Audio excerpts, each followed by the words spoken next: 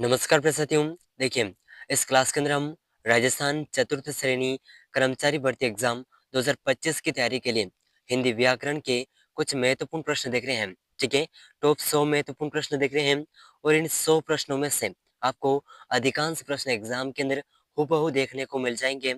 और देखिए, अगर आपको राजस्थान चतुर्थ श्रेणी कर्मचारी एग्जाम के अंदर सिलेक्शन लेना है 2025 के अंदर, तो आपको इन सभी प्रश्नों को एंड तक वॉच करना है। ठीक है, इन सभी प्रश्नों को एंड तक वॉच करना है। 100 अति महत्वपूर्ण प्रश्न हैं और अभी की बार आपको हूबहू यही क्वेश्चन एग्जाम के अंदर देखने को मिल जाएंगे। हिंदी व्याकरण के सभी महत्वपूर्ण प्रश्नों का निचोड़ एक तरह से देख सकते हैं। ठीक है, हमने उन सभी महत्वपूर्ण प्रश्नों को सम्मिलित किया है जो एग्जाम के अंदर पूछे जा सकते हैं। ठीक है, तो एक भी प्रश्न को मिस मत करिएगा। और खास करके जो साथी चतुर्थ श्रेणी कर्मचारी एग्जाम की तैयारी कर रहे हैं उनके लिए बहुत ही महत्वपूर्ण रहेंगे। और साथ ही साथ बीएसटीसी, पीटीटी, जेल प्रहरी, इन सभी प्रतियोगी परीक्षाओं में आपको इनमें से बहुत से प्रश्न देखने को मिल जाएंगे। ठीक है, तो अगर आप चैनल पर नए हैं तो चैनल को सब्सक्राइब जरूर कर लीजिएगा। ठीक है, चलिए तो देखिए, आज का जो महत्वपूर्ण प्रश्न है कुछ इस प्रकार है। तो देखिए साथियों, क्वेश्चन नंबर 4 था इस प्रकार है, उत्कर्ष का विलोम है। तो देखिए, उत्कर्ष जो शब्द है इसका विलोम शब्द कौन सा है, ये इस क्वेश्चन के अंदर पूछा गया है। ठीक है साथियों, तो देखिए इसका ऑप्शन 1 है अपकर्ष, निष्कर्ष, विमर्श, सहर्ष। तो देखिए, इन चारों ऑप्शन में से उत्कर्ष का जो विलोम शब्द है, ठीक है, उत्कर्ष का विलोम शब्द कौन सा है, जल्दी से आंसर कमेंट करिएगा। बहुत ही महत्वपूर्ण प्रश्न है और एग्जाम की दृष्टि से बार बार रिपीट होने वाला क्वेश्चन है। ठीक है, तो उत्कर्ष का विलोम हो जाएगा अपकर्ष। इस प्रश्न का ऑप्शन ए, ऑप्शन ए इस प्रश्न का बिल्कुल करेक्ट आंसर हो जाएगा। बहुत ही महत्वपूर्ण प्रश्न है। ठीक है साथियों, और देखिए, राजस्थान की सभी प्रतियोगी परीक्षाओं के लिए महत्वपूर्ण है और खास करके चतुर्थ श्रेणी जो एग्जाम है, ठीक है, चतुर्थ श्रेणी एग्जाम, इसमें 10वीं के लेवल के क्वेश्चन पूछे जाते हैं। ठीक है, और खास करके हिंदी से बहुत से क्वेश्चन पूछे जाएंगे। तो हमने इस क्लास के अंदर हिंदी के सभी महत्वपूर्ण प्रश्नों का निचोड़ सम्मिलित किया है। ठीक है, तो इस क्लास को एंड तक वॉच करिएगा, बहुत ही महत्वपूर्ण प्रश्न रहने वाले हैं। तो देखिए, ये सामान्य हिंदी के कुछ महत्वपूर्ण प्रश्न हैं जो आपको सभी एग्जाम्स के अंदर देखने को मिल जाएंगे। तो क्वेश्चन नंबर 1 है, निम्नलिखित आलोचकों में से कौन सा उत्तराखंड से संबंधित है। तो देखिए, यहाँ पर कुछ आलोचकों के नाम दे रखे हैं और इनमें से कौन सा आलोचक उत्तराखंड से संबंधित है। तो ये आलोचक है नंद दुलारे वाजपेयी। ठीक है, और इसी के साथ में क्वेश्चन 2 है, बहुत ही शानदार क्वेश्चन है। ठीक है, शतरंज के खिलाड़ी किस कहानीकार की रचना है। तो देखिए साथियों, शतरंज के खिलाड़ी जिस कहानीकार की रचना है ये है प्रेमचंद, मुंशी प्रेमचंद। ठीक है, तो देखिए अगला क्वेश्चन है क्वेश्चन नंबर 3, बहुत ही महत्वपूर्ण प्रश्न है क्वेश्चन नंबर 3, चारों चंद्र की चंचल किरणें खेल रही थी जलथल में, इस पंक्ति में कौन सा अलंकार है। तो देखिए साथियों, चारों चंद्र की चंचल किरणें खेल रही थी जलथल में, तो इसमें उत्प्रेक्षा अलंकार है। यहाँ पर किसी वस्तु को किसी दूसरे का रूप दिया गया है। ठीक है, तो इसका इस प्रश्न का ऑप्शन बी बिल्कुल करेक्ट आंसर हो जाएगा। ठीक है, और क्वेश्चन 4 को हमने अभी कवर किया है, उत्कर्ष का विलोम शब्द है अपकर्ष। ठीक है, और अगला महत्वपूर्ण प्रश्न है क्वेश्चन नंबर 5। ठीक है, उद्धव शतक के रचयिता हैं। तो देखिए साथियों, उद्धव शतक के रचयिता कौन है, तो ये है Jagannath Das Ratnakar. Option D, option D इस प्रश्न का बिल्कुल करेक्ट आंसर हो जाएगा। ठीक है, चलिए अगला महत्वपूर्ण प्रश्न है क्वेश्चन नंबर 6। तो देखिए, बहुत ही महत्वपूर्ण प्रश्न है क्वेश्चन नंबर 6, इनमें से एक वीर रस के कवि थे। तो देखिए, वीर रस के कवि कौन थे। तो ऑप्शन 1 है देव, भूषण, बिहारी, गणानंद। तो देखिए साथियों, इन चारों ऑप्शन में से वीर रस के जो कवि थे ये कवि कौन है। ठीक है, तो ये कवि का जो नाम है देव, ऑप्शन ए। ठीक है, अगला महत्वपूर्ण प्रश्न है कफन कहानी किसने लिखी। तो देखिए, कफन कहानी किसने लिखी, मुंशी प्रेमचंद ने। ऑप्शन बी बिल्कुल सही आंसर होगा। ठीक है, और अगला प्रश्न है क्वेश्चन नंबर 8, जगदीश शब्द में कौन सी संधि है। तो देखिए साथियों, जगदीश शब्द में कौन सी संधि है, व्यंजन संधि, ठीक है। व्यंजन संधि जगदीश शब्द में है। और क्वेश्चन 9 है, किस कवि के दोहों के लिए गागर में सागर की उक्ति प्रसिद्ध है? तो देखिए ऐसे कौन से कवि हैं जिनके दोहों के लिए गागर में सागर की उक्ति प्रसिद्ध है? ये कवि हैं बिहारी, और बिहारी जो है अपने श्रृंगार रस के कवि हैं, ठीक है, श्रृंगार रस के कवि हैं। और चलिए तो देखिए क्वेश्चन नंबर 10 आपके सामने है, निम्नलिखित में से शुद्ध विकल्प कौन सा है? तो देखिए जो साथियों शुद्ध विकल्प है उसको हमें सेलेक्ट करना है। तो शुद्ध विकल्प है कवयित्री, ऑप्शन डी। ऑप्शन डी इस प्रश्न का बिल्कुल सही आंसर हो जाएगा, ठीक है। और अगला महत्वपूर्ण प्रश्न है क्वेश्चन नंबर 11, इसके अंदर भी हमें शुद्ध शब्द को सेलेक्ट करना है। तो निम्नलिखित में से शुद्ध शब्द कौन सा है? उज्जवल, उज्जवल। तो देखिए ऑप्शन बी, ऑप्शन बी इस प्रश्न का बिल्कुल करेक्ट आंसर है।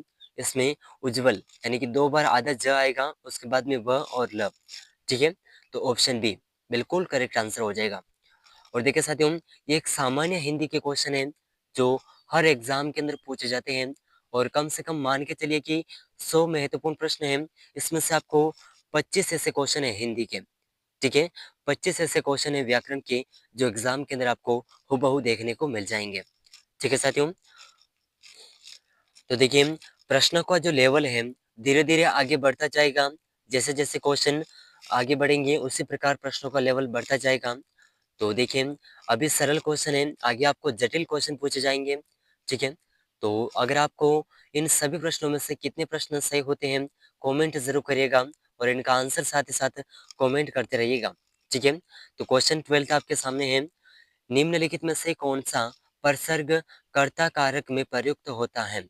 तो देखिए कर्ता कारक में जो परसर्ग प्रयुक्त होता है ये है कर्ता ने, यानी कि ने शब्द प्रयुक्त होता है। तो ऑप्शन ए, ऑप्शन ए बिल्कुल सही आंसर हो जाएगा, ठीक है। चलिए अगला महत्वपूर्ण प्रश्न है क्वेश्चन नंबर 13, निम्नलिखित में से शुद्ध शब्द कौन सा है? तो देखिए सिंपल सा क्वेश्चन है, शुद्ध शब्द है स्वास्थ्य, ऑप्शन ए बिल्कुल करेक्ट आंसर हो जाएगा, ठीक है। चलिए अगला महत्वपूर्ण प्रश्न है क्वेश्चन नंबर 14, निम्नलिखित में से शुद्ध शब्द, तो देखिए शुद्ध शब्द अंतर्गत शब्द का हमें शुद्ध शब्द को सिलेक्ट करना है। तो ऑप्शन बी अंतर्गत, ठीक है, ऑप्शन बी बिल्कुल सही आंसर हो जाएगा। चलिए तो अगला महत्वपूर्ण प्रश्न है, उसने कहा था कहानी के लेखक कौन है? तो देखिए इसके जो लेखक हैं चंद्रशेखर शर्मा गुलेरी हैं। तो ऑप्शन सी, ऑप्शन सी इस प्रश्न का बिल्कुल करेक्ट आंसर हो जाएगा। तो देखिए साथियों क्वेश्चन नंबर 16 आपके सामने है, आस्तिक शब्द का अर्थ प्रकट करता है। तो देखिए आस्तिक शब्द का अर्थ कौन प्रकट करता है? तो इसका सही है ईश्वर में विश्वास करने वाला आस्तिक कहलाता है, और जो ईश्वर में विश्वास नहीं करता वो नास्तिक कहलाता है, ठीक है। चलिए तो महत्वपूर्ण प्रश्न अगला सामने है क्वेश्चन नंबर 17, रत्नावली किस कवि की पत्नी थी? तो देखिए रत्नावली तुलसीदास की पत्नी थी, ऑप्शन सी, ऑप्शन सी बिल्कुल सही आंसर होगा। तो देखिए सभी प्रश्न हम जल्दी से कवर कर रहे हैं, और प्रश्न बहुत से हैं, 100 क्वेश्चन हैं, और इन सभी प्रश्नों की पीडीएफ आपको व्हाट्सएप पर मिल जाएगी। तो डिस्क्रिप्शन में लिंक है, ज्वाइन कर लीजिएगा। तो देखिए क्वेश्चन नंबर 18 आपके सामने है, रामचरितमानस की भाषा कौन सी है? तो देखिए साथियों रामचरितमानस की जो भाषा है ये कौन सी है? अवधी भाषा, ऑप्शन डी, ऑप्शन डी बिल्कुल सही आंसर होगा, ठीक है। चलिए अगला महत्वपूर्ण प्रश्न है, क्षिति, क्षिति शब्द का जो पर्यायवाची है ये कौन सा है? तो इसका सही आंसर है पृथ्वी, ऑप्शन डी, ऑप्शन डी बिल्कुल सही आंसर हो जाएगा। अगला महत्वपूर्ण है क्वेश्चन 20, जिसे जीता ना जा सके। तो देखिए जिसे न जीता जा सके ये है Ajay, option C, option C सही आंसर हो जाएगा, ठीक है। अगला प्रश्न है बहुत ही शानदार क्वेश्चन है, रेल शब्द क्या है? तो देखिए रेल शब्द विदेशी है या फिर देशी है, इसमें कौन सा शब्द है? तो देखिए ये जो रेल शब्द है ये इंग्लिश के रेल से लिया गया है, तो इसमें विदेशी शब्द है, ऑप्शन डी बिल्कुल सही आंसर हो जाएगा, जरूर याद रखिएगा, ठीक है। चलिए क्वेश्चन नंबर 22 बहुत ही शानदार क्वेश्चन है, जरूर याद रखिएगा, बहुत ही महत्वपूर्ण है, विनय पत्रिका के रचयिता कौन है? तो देखिए साथियों विनय पत्रिका के जो रचयिता हैं कौन हैं? तो इसका ऑप्शन 1 है तुलसीदास। ऑप्शन सॉरी, तो देखिए विनय पत्रिका के जो रचयिता हैं तुलसीदास हैं। ऑप्शन 1 बिल्कुल सही आंसर हो जाएगा। ठीक है। और अगला महत्वपूर्ण प्रश्न है, चंद्रवरदाई की काव्य कृति का नाम है। तो देखिए चंद्रवरदाई की जो काव्य कृति है उसका नाम है पृथ्वीराज रासो। ठीक है। बहुत ही महत्वपूर्ण प्रश्न है। और देखिए अगला जो क्वेश्चन है वेरी वेरी इंपॉर्टेंट क्वेश्चन है। ठीक है। और एग्जाम के अंदर आपको हूबहू देखने को मिल जाएगा। तो प्रश्न इस प्रकार है, कृतज्ञ शब्द का सही अर्थ है। तो देखिए कृतज्ञ शब्द का सही अर्थ कौन सा है? कार्य करने में समर्थ, किए गए को बुलाने वाला, कार्य करने की समझ रखने वाला, या फिर किए गए उपकार को मानने वाला। तो देखिए हम किसी के प्रति कृतज्ञ कब होते हैं? जब वो हमारी मुश्किल समय में सहायता करता है। तो ऐसे में कृतज्ञ शब्द का जो सही अर्थ है ये है किए गए उपकार को मानने वाला। ठीक है? कि आपने हमारी मुश्किल समय में सहायता की, इसके लिए बहुत-बहुत धन्यवाद। इस प्रकार हम जिस प्रकार उपकार को मानते हैं, उसे कृतज्ञ शब्द कहते हैं। इसका सही अर्थ हो जाएगा। ठीक है? और हम आपके प्रति ऋणी रहेंगे, ये भी इस कृतज्ञ शब्द का सही अर्थ हो सकता है। ठीक है? और देखिए साथियों, जो भी चैनल पर नए हैं, चैनल को सब्सक्राइब ज़रूर कर लीजिएगा। ठीक है? बहुत ही शानदार क्वेश्चन है। और जितना आप चैनल को सपोर्ट करेंगे और चैनल के साथ बने रहेंगे, उसी प्रकार हम और भी महत्वपूर्ण प्रश्न लेकर के इस चैनल पर आते रहेंगे। ठीक है? चलिए अगला महत्वपूर्ण प्रश्न है क्वेश्चन नंबर 25। निम्न में से कौन रचनाकार उत्तराखंड का नहीं है? तो देखिए साथियों, उत्तराखंड के रचनाकार कौन नहीं है? तो इसका है धर्मवीर भारती। ये कहाँ के हैं? ये जम्मू कश्मीर के हैं। ठीक है? जम्मू कश्मीर के हैं। तो इसका ऑप्शन सी बिल्कुल करेक्ट आंसर हो जाएगा। Option C. ठीक है। चलिए अगला महत्वपूर्ण प्रश्न है, प्रत्येक शब्द में संधि विच्छेद होगा। तो देखिए प्रत्येक शब्द का जो सही संधि विच्छेद है ये कौन सा होगा? तो ऑप्शन ए प्रति प्लस एक इसका सही संधि विच्छेद है। तो ऑप्शन 1 बिल्कुल सही आंसर हो जाएगा। ठीक है। अगला प्रश्न है, अपने पैरों पर खड़ा होना। तो देखिए अपने पैरों पर खड़ा होना इसका जो सही अर्थ है ये है स्वावलंबी होना। ऑप्शन 1। ठीक है। ऑप्शन 1 बिल्कुल सही आंसर हो जाएगा। और देखिए हमने कहा था कि आगे आगे आपको प्रश्न जटिल देखने को मिलेंगे। तो इसी प्रकार देखिए प्रश्नों का लेवल बढ़ रहा है। तो क्वेश्चन नंबर 28 आपके सामने है, निम्नलिखित में से लोकोक्ति कहावत बताइए। तो ये कहावत कौन सी है? एक पंथ दो काज, कठपुतली होना, आस्तीन का सांप, आंखें चुराना। तो देखिए बाकी जो सब है, आस्तीन का सांप, कठपुतली, आंखें चुराना, ये सभी क्या है? मुहावरे हैं। लेकिन जो लोकोक्ति है, ठीक है, ये लोकोक्ति है, एक पंथ दो काज, एक पंथ दो काज, ये लोकोक्ति है। तो ऑप्शन ए बिल्कुल सही आंसर हो जाएगा। ठीक है। चलिए अगला महत्वपूर्ण प्रश्न है क्वेश्चन नंबर 29। बहुत ही शानदार क्वेश्चन है और महत्वपूर्ण प्रश्न भी है और एग्जाम के अंदर आपको हूबहू देखने को मिल जाएगा। शांत रस का स्थायी भाव है। तो देखिए साथियों, शांत रस का स्थायी भाव कौन सा है? तो ये शांत शांत रस का स्थायी भाव होगा निर्वेद। Option D. ऑप्शन डी बिल्कुल सही आंसर होगा। ठीक है। और देखिए अगला क्वेश्चन है क्वेश्चन नंबर 13, निम्नलिखित में से गौण शब्द का विलोम शब्द कौन सा है? तो देखिए साथियों, गौण शब्द का जो विलोम शब्द है ये कौन सा है? तो इसका जो सही आंसर है गौण मीन्स मुख्य। ठीक है। ऑप्शन बी बिल्कुल करेक्ट आंसर होगा। अब देखिए किस शब्द में अ उपसर्ग का प्रयोग नहीं हुआ है? क्वेश्चन नंबर 31 के अंदर पूछा गया है कि ऐसा कौन सा शब्द है जिसमें अ उपसर्ग का प्रयोग नहीं हुआ है? तो ये अ उपसर्ग है अम्लीय। ये किसी पदार्थ के द्वारा इसमें कुछ पदार्थ की बात की गई है। अम्लीय यानी कि जिसमें मिलावट होती है तो उसे कहते हैं अम्लीय पदार्थ। ठीक है। तो ऑप्शन ए इसमें अ उपसर्ग का प्रयोग नहीं हुआ है। तो ऑप्शन ए बिल्कुल सही आंसर हो जाएगा। ठीक है। चलिए तो देखिए अगला महत्वपूर्ण प्रश्न है, रौद्र रस का स्थायी भाव है। तो देखिए रौद्र रस का स्थायी भाव कौन सा है? क्रोध। ठीक है। Option B. ऑप्शन बी बिल्कुल करेक्ट आंसर हो जाएगा। और देखिए अगला क्वेश्चन है क्वेश्चन नंबर 33, निम्नलिखित में से कौन सा शब्द आकाश का पर्यायवाची नहीं है? तो देखिए साथियों, जो शब्द आकाश का पर्यायवाची शब्द नहीं है, उस शब्द को हमें सेलेक्ट करना है। तो आकाश का जो शब्द पर्यायवाची नहीं है, ये है अवनि, ऑप्शन सी। ठीक है? तो देखिए बहुत ही शानदार क्वेश्चन आपके सामने है। क्वेश्चन नंबर 34, जंगल में लगने वाली आग को क्या कहते हैं? चलिए तो देखिए, जंगल में लगने वाली आग को क्या कहते हैं?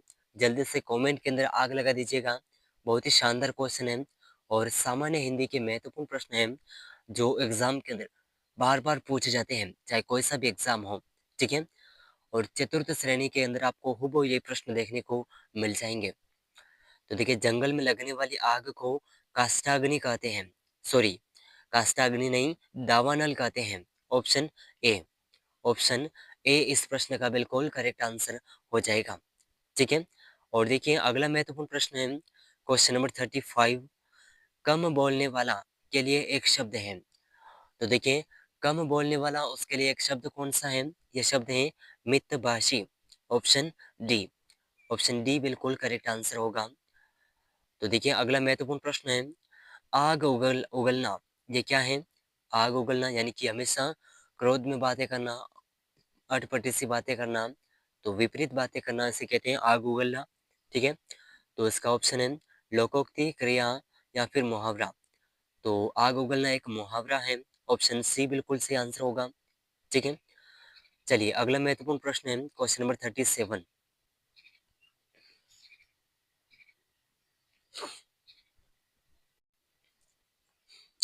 तो देखिए अगला महत्वपूर्ण प्रश्न आपके सामने है क्वेश्चन नंबर 38, हिंदी वर्णमाला में किस लिपि में लिखी जाती है?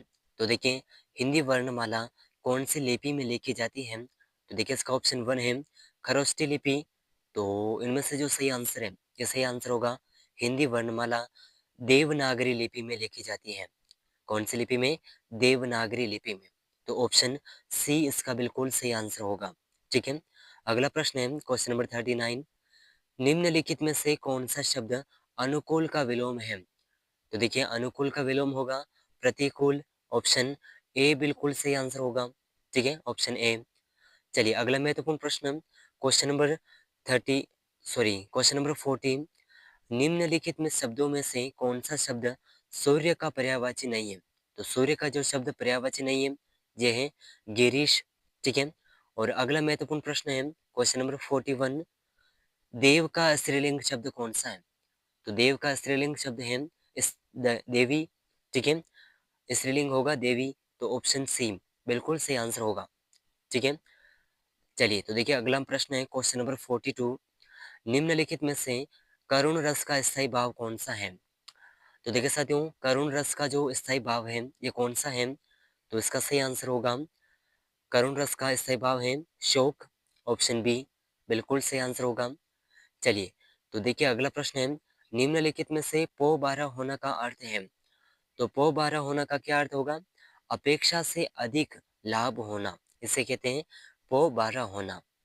तो देखिए इसका ऑप्शन सी बिल्कुल करेक्ट आंसर होगा। ठीक है? ऑप्शन सी जरूर याद रखिएगा, बहुत ही महत्वपूर्ण प्रश्न है।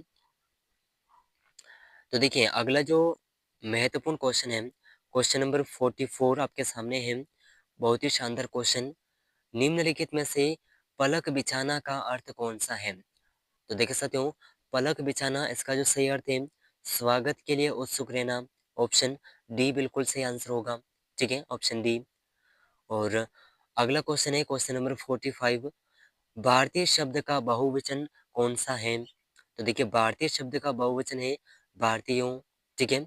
तो ऑप्शन ए। ऑप्शन ए बिल्कुल सही आंसर है। चलिए इसके बाद में महत्वपूर्ण प्रश्न है क्वेश्चन नंबर 46, बहुत ही शानदार क्वेश्चन है, उल्लू सीधा करना मुहावरे का अर्थ है? तो देखिए साथियों, उल्लू सीधा करना मुहावरे का क्या अर्थ है? तो इसका ऑप्शन 1 है कर्ज अदा करना, सबको एक जैसा समझना, बहुत परिश्रम करना या फिर स्वार्थ सिद्ध करना।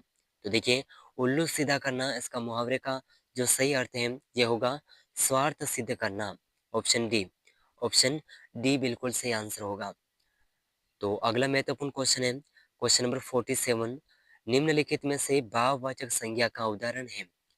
तो देखिए साथियों, भाववाचक संज्ञा का उदाहरण कौन सा है? तो इसका ऑप्शन बी बिल्कुल सही आंसर होगा चतुराई। ठीक है, इसमें भाववाचक संज्ञा है। और अगला प्रश्न है, सांकेत किसकी रचना है? तो देखिए सांकेत किसकी रचना है? मैथिली शरण गुप्त की। ठीक है, और अगला प्रश्न है, राम का मुख चंद्रमा के समान सुंदर है। तो देखिए राम का मुख चंद्रमा के समान है, तो इसमें किसी की उपमा की गई है, यानी कि किसी के अ, साथ में तुलना की गई है। तो देखिए इसका जो सही आंसर होगा उपमा अलंकार। इसमें कौन सा अलंकार है? उपमा। तो ऑप्शन डी, ऑप्शन डी इस प्रश्न का बिल्कुल करेक्ट आंसर होगा। ठीक है, चलिए अगला महत्वपूर्ण प्रश्न है क्वेश्चन नंबर 50। तो देखिए साथियों क्वेश्चन नंबर 50 आपके सामने है। जिस समास में दोनों पद समान रूप से प्रधान हो उसे क्या कहते हैं? तो देखिए जिस समास में दोनों पद प्रधान हो उसे द्वंद्व समास कहते हैं। ठीक है, द्वंद्व समास। तो ऑप्शन डी, ऑप्शन डी बिल्कुल सही आंसर होगा। ठीक है, जरूर याद रखिएगा, बहुत ही महत्वपूर्ण प्रश्न है। चलिए अगला महत्वपूर्ण प्रश्न है क्वेश्चन नंबर 51। मेरी भव बाधा हरो राधा नागरी सोय, जा तन की जाई परे स्यायु हरित दूती होय। तो उपयुक्त पंक्ति में कौन सा छंद है?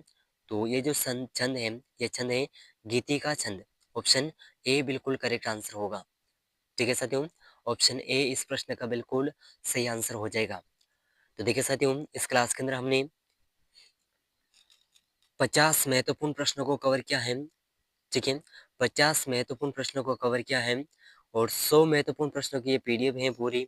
तो ये 100 महत्वपूर्ण प्रश्नों की जो पीडीएफ है आपको व्हाट्सएप ग्रुप पर मिल जाएगी। तो डिस्क्रिप्शन में लिंक है, व्हाट्सएप ग्रुप ज्वाइन कर लीजिएगा। और इन सभी 50 से प्रश्नों में से आपके कितने प्रश्न सही हुए हैं कमेंट करके ज़रूर बताइएगा।